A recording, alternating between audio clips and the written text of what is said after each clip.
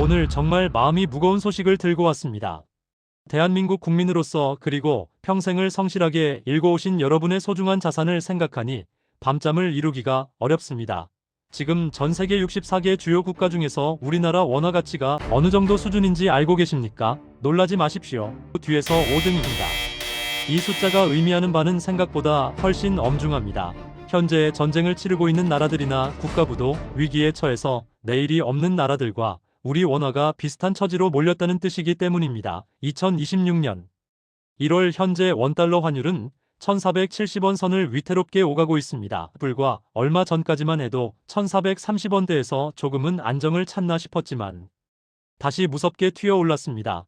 작년 한때 1480원을 넘기며 우리 모두의 가슴을 철렁하게 했던 그 불안한 수치가 다시 우리 눈앞에 다가와 있습니다. 문제는 단순히 환율이라는 숫자가 오르고 내리는 것만이 아닙니다. 국제결제은행인 BIS가 발표한 자료에 따르면 지난 1년 동안 원화 가치가 떨어진 폭이 전 세계에서 5손가락 안에 꼽힙니다. 우리보다 상황이 안 좋은 나라들을 살펴보면 아르헨티나처럼 물가가 수천 %씩 폭등하는 나라나 튀르키예처럼 비정상적인 경제 정책으로 국제사회의 신뢰를 완전히 잃어버린 나라들 뿐입니다. 여러분, 이것이 정말 정상적인 경제 상황이라고 보십니까? 과거에는 세계 경기가 좋아지고 반도체가 잘 팔리면 우리 원화도 함께 힘을 냈습니다. 마치 바닷물이 들어오면 배가 높이 뜨는 것과 같은 이치였습니다. 그런데 지금은 어떻습니까? 반도체 수출이 회복되고 있다는 희망적인 뉴스가 나오는데도 우리 원화만 홀로 깊은 바닷속으로 가라앉고 있습니다. 이것은 외부의 파도가 높아서가 아니라 우리 배 밑바닥에 커다란 구멍이 뚫렸다는 명확한 증거입니다. 여기서 우리 몸의 상태의 비유를 해보겠습니다. 환율은 우리 경제의 체온과 같습니다. 체온이 40도를 넘어가면 사람의 생명이 위험하듯이 환율이 1,500원을 향해 치솟는 것은 우리 경제가 심각한 고열에 시달리고 있다는 뜻입니다. 또한 금리는 우리 몸의 혈압과 같습니다. 혈압이 너무 낮으면 기운이 없고 너무 높으면 혈관이 터질 위험이 있는 것처럼 금리 역시 적절한 수준을 유지해야 하는데 지금 우리는 금리를 올릴 수도 내릴 수도 없는 진퇴양난에 빠져 있습니다. 정부와 한국은행에서는 미국 금리가 높아서 어쩔 수 없다고 말합니다. 실제로 미국 기준 금리는 3.75% 정도로 우리나라의 2.5%보다 1.25%포인트나 높습니다. 돈이라는 것은 당연히 이자를 더 많이 주는 쪽으로 흐르기 마련이니 달러가 강세인 것은 자연스러운 현상일 수 있습니다. 하지만 여기서 우리가 놓치지 말아야 할 진실이 있습니다. 정말 미국 달러가 강해서 생긴 문제라면 유로화나 일본 엔화 혹은 우리와 비슷한 경제 구조를 가진 대만 달러도 우리만큼 떨어졌어야 맞습니다.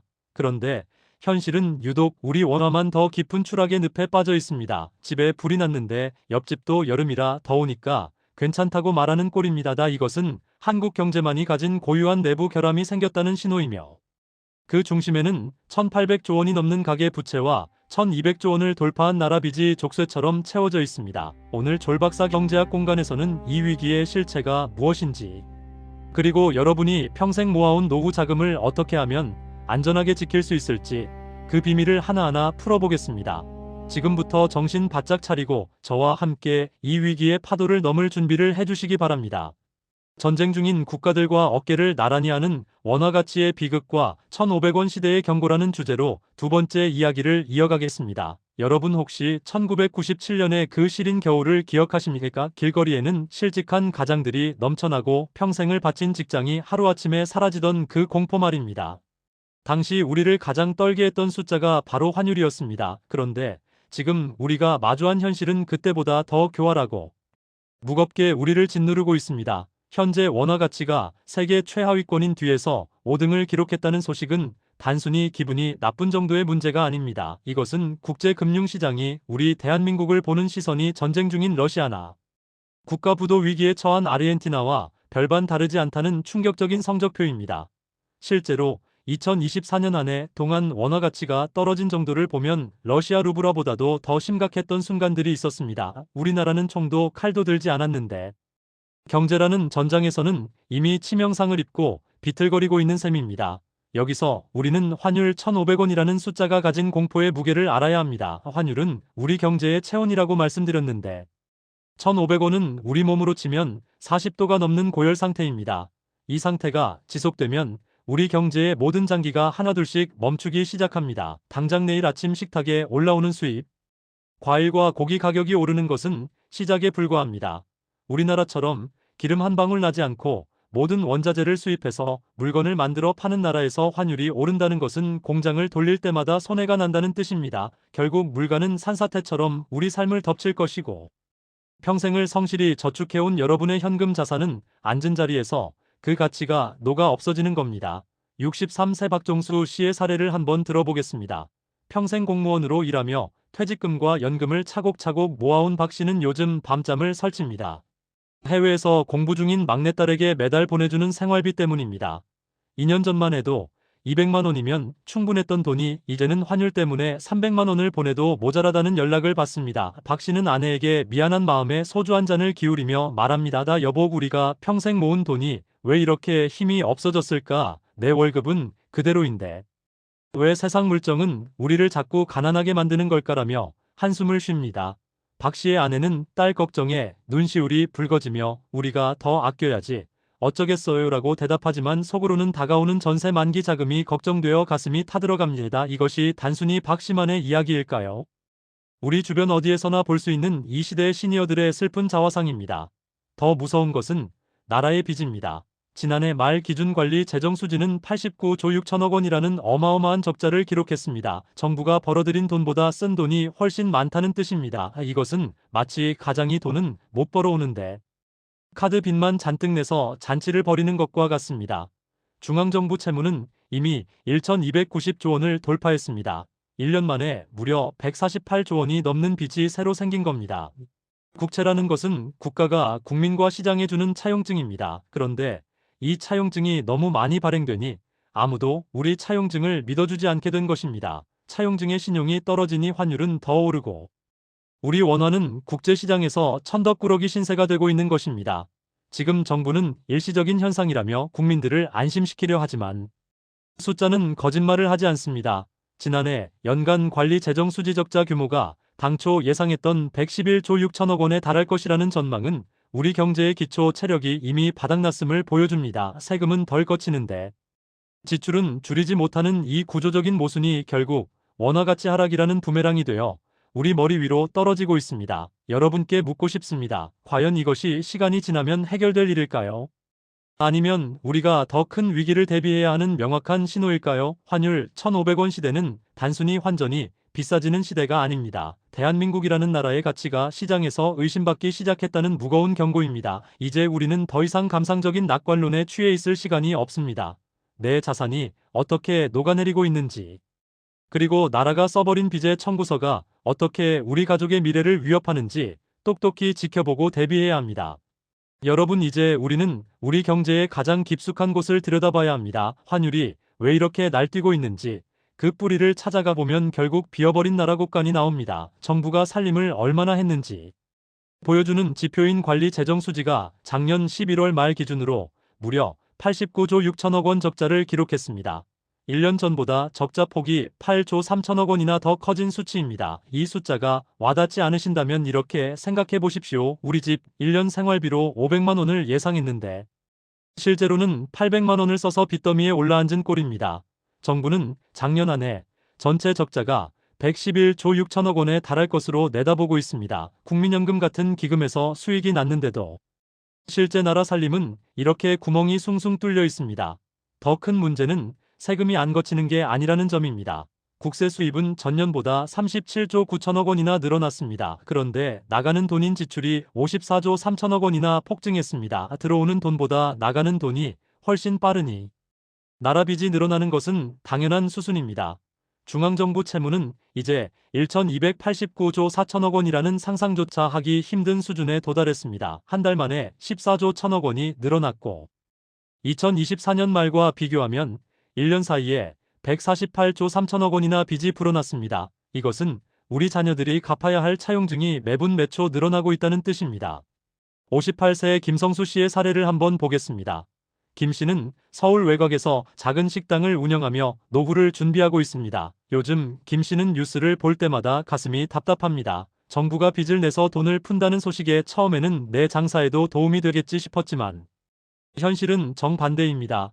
나라 빚이 늘어나니 국채 금리가 오르고 그 영향으로 김 씨가 받은 사업자 대출 이자가 작년에만 2%포인트 가까이 올랐기 때문입니다. 김 씨는 아들에게 이렇게 말합니다. 아들아, 나라가 빚을 내면 결국 그 이자는 우리 같은 서민들이 다 감당해야 하는구나. 내가 열심히 장사해서 번 돈이 은행 이자로 다 나가는 걸 보니 참 허망하다라고 말이죠. 김 씨의 아들은 아버지 힘내세요. 저희 세대가 더 열심히 뛰어야죠라고 위로하지만 속으로는 본인의 학자금 대출 이자마저 오를까봐 전전긍긍합니다. 나라 빚은 단순히 숫자의 노름이 아닙니다. 재정 건전성이 무너지면 국제사회에서 우리나라의 신용 등급이 떨어집니다. 실제로 프랑스는 재정 문제로 신용 등급이 강등되었고 그 여파로 국채 금리가 최근 3개월 사이 0.3%포인트나 뛰었습니다. 우리나라도 예외는 아닙니다. 내년 예산이 역대 최대인 728조 원에 달하고 110조 원 규모의 적자 국채를 발행한다는 소식에 우리 국고채 30년물 금리도 1년 새 0.8%포인트나 올랐습니다. 금리가 오르면 부동산은 산사태처럼 무너질 위험이 커집니다. 특히 서울 지역의 신규 주택담보대출 평균액은 이미 3억 6천만 원에 육박합니다. 빚으로 쌓아 올린 성은 환율과 금리라는 바람이 조금만 강하게 불어도 한순간에 무너질 수 있습니다. 여러분은 지금 이 거대한 빚의 파도 앞에서 안전하십니까? 정부가 말하는 괜찮다는 말만 믿고 계시지는 않습니까? 우리가 평생을 바쳐 일군 이 나라가 빚더미 위에서 휘청이는 것을 보며 이제는 냉정하게 우리의 자산을 점검해야 할 때입니다. 여러분, 이제 우리는 마지막으로 국가의 최후 보루라 불리는 국민연금의 움직임과 여러분의 소중한 재산을 지키기 위한 구체적인 대응 전략을 살펴봐야 합니다. 정부는 최근 한국은행과 국민연금 사이에 650억 달러 규모의 외환 스와프를 체결했습니다. 이 말이 어렵게 들리실 수 있겠지만 쉽게 설명하자면 옆집에서 쌀을 빌려오는 것과 같습니다. 국민연금이 해외 투자를 하려면 달러가 필요한데 시장에서 직접 달러를 사면 환율이 더 오를까봐 한국은행 창고에 있는 달러를 미리 빌려 쓰는 겁니다. 이렇게 하면 시장에서 달러를 사려는 수요가 줄어들어 환율이 오르는 압력을 잠시나마 늦출 수 있습니다. 하지만 이것은 근본적인 치료제가 아니라 급한 불을 끄기 위한 임시방편일 뿐입니다. 첫째로 650억 달러라는 한도가 정해져 있고 이미 상당 부분 사용되었을 것으로 보입니다.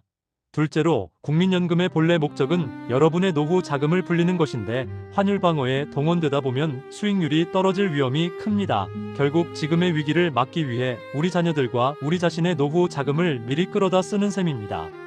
그렇다면 우리는 이 위태로운 상황에서 무엇을 지표로 삼아야 할까요? 여러분께 세 가지 핵심 숫자를 말씀드리겠습니다.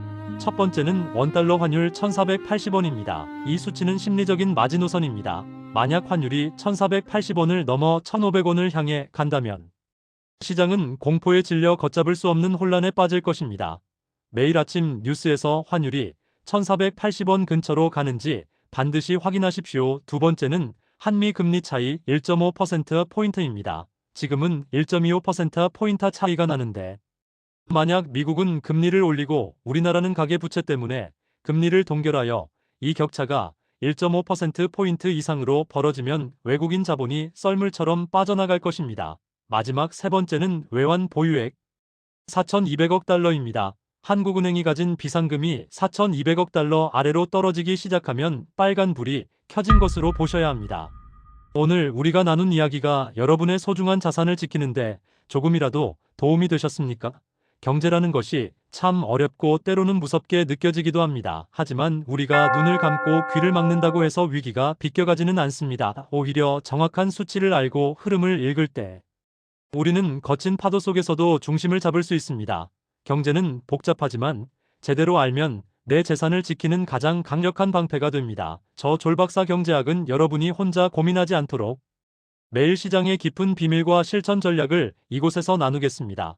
위기는 준비되지 않은 사람에게는 재앙이지만 철저히 준비된 사람에게는 인생 최고의 기회가 될 수 있습니다. 오늘 전해드린 내용이 유익하셨다면 구독과 좋아요 부탁드립니다. 끝까지 시청해주셔서 진심으로 감사합니다. 여러분의 가정에 늘 평안과 행운이 가득하시길 기원합니다.